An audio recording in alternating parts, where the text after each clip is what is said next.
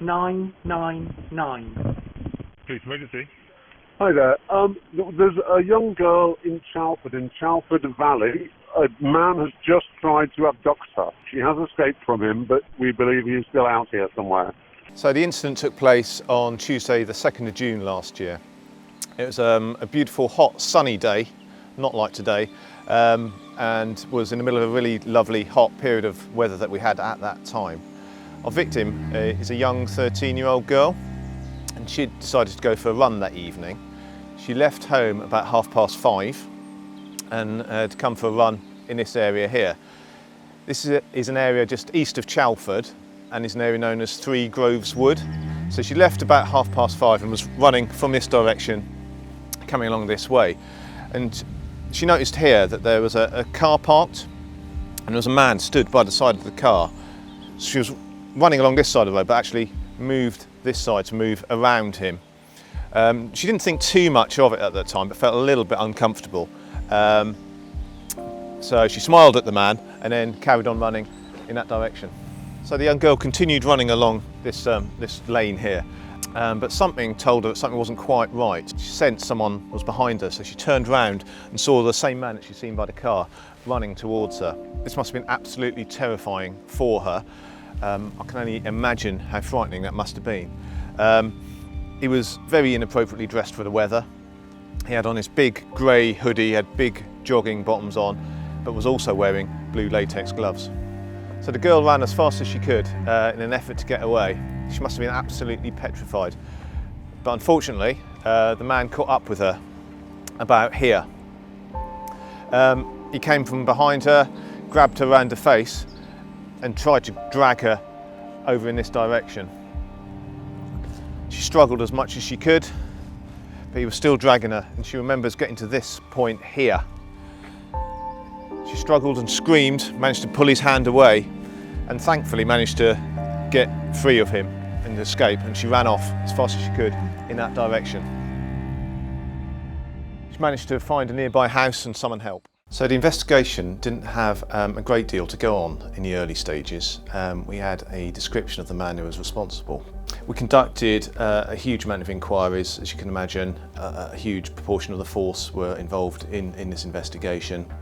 I had a team of detectives, we had forensic experts, we had specialist officers, we had specials, a neighbourhood policing team. Everyone was really involved. It was a great team effort. We conducted a huge amount of house-to-house inquiries. A significant proportion of our investigation was based around CCTV inquiries and a huge CCTV trawl that we did in relation to that. And that proved crucial in this case. We conducted a significant media appeal. We dropped leaflets through people's doors, stopped cars on the road. My hope was that someone out there would have that little bit of information, so it proved to be. And there was a couple of suggestions that he was linked to a silver hatchback car. Very pleased to say that we had one piece that absolutely cracked it open, and when we got footage of a silver hatchback leaving Chalford just after the incident, that really grabbed our attention. So we had that silver hatchback and we managed to link that to Robert Hall in the end. So as the investigation progressed, we got more and more information in from members of the public, and we actually found out that earlier that day we believe that he'd chased another female jogger and for whatever reason hadn't continued. We also know he was actually there the day before. We've got some CCTV footage of him acting particularly strangely and possibly looking for another victim on the day before as well. So this is clearly a planned, premeditated attack by Robert Hall. I've got no doubt of that.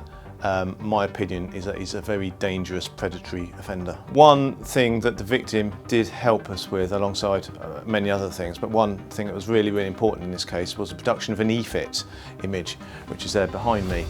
And when we looked at that EFIT and looked at the image we had of Robert Hall, it was a bit of a eureka moment for the whole team. We knew we had our man. So after we made that breakthrough with the CCTV, linked the car to Robert Hall, he was then arrested on the 5th of June, which is just 3 days after the incident. He was charged the following day and has been in custody ever since. Fortunately, this type of incident is extremely rare. The victim in this case, a very young 13-year-old girl, preyed upon by this individual through no fault of her own. She's out for a run and this happens to an absolutely horrific incident. My whole team were absolutely dedicated in finding this man and bringing him to justice for the victim. She's been incredibly brave through all of this. From the initial incident itself, managing to break away from him and escape was just inspiring. But the way she's been since then, the work she's done with us, but then how she's dealt with the trauma of this incident subsequently, with some excellent support from both agencies within the police but also outside. I know her school has done an excellent supportive role with her as well, but the way she's carried herself, everyone that's been involved in this investigation has been blown away by how she has held herself and how brave she's been. He grabbed me by my mouth and he held me just kind of below him and was trying to take me up this hill and try to take me away, and I was just screaming and screaming. He was telling me to shut up, I just kept screaming, but he had these blue gloves on, and so he was just holding my mouth and holding and getting tighter as I was shouting louder. I still get flashbacks and I can feel his hand still wrapping around my mouth and holding tight, and I can still feel not being able to breathe, and I can hear myself scream, and I feel like I'm still in a bubble with him. I feel him chasing me behind me all the time when I'm out alone or anywhere. I just feel like I'm in a bubble trapped with him and I can't get out.